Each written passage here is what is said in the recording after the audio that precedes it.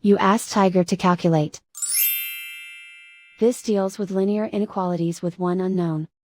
The final result is k equal or smaller than 2. Let's solve it step by step. Swap sides.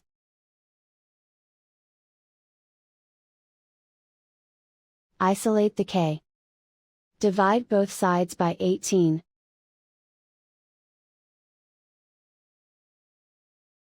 Simplify the fraction.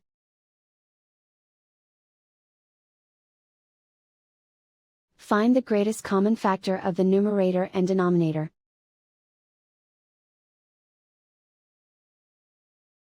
Factor out and cancel the greatest common factor.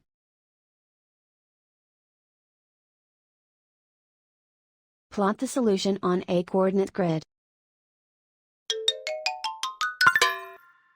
And so the final result is k equal or smaller than 2.